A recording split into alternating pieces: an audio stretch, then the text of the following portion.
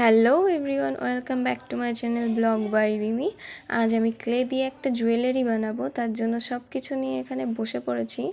আমার ক্লে দিয়ে জুয়েলারি বানানোর কোনো অভিজ্ঞতা নেই, তো ফার্স্ট টাইম আমি ক্লে দিয়ে জুয়েলারি বানাচ্ছি। জানি না কেমন হবে, বানাবো, তোমরা দেখতেই পারবে কেমন হবে কি হবে না।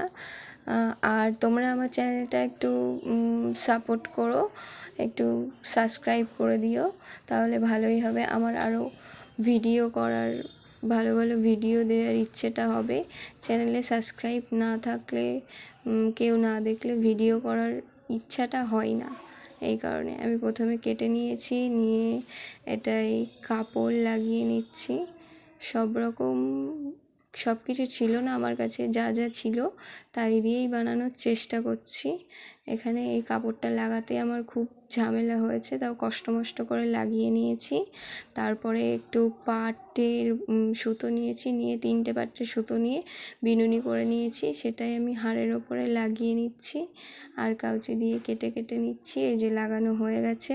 তারপরে আমি সুতোর এরকম রিল করে নিয়েছি আর আমি ধরে রেখেছিলাম, মা এই দিক থেকে বিনুনি করে দিচ্ছিল।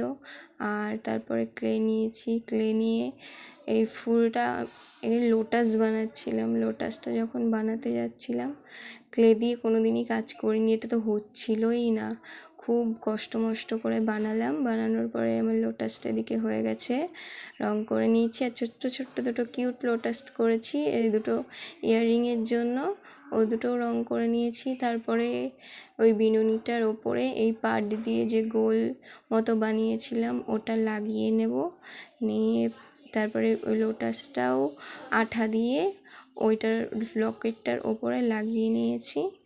আর এই যে আমার ইয়াররিং আর হার কমপ্লিট। কেমন হচ্ছে তোমরা সবাই বলো। আজকের মতো এটুকুই, দেখা হচ্ছে নেক্সট ভিডিওতে।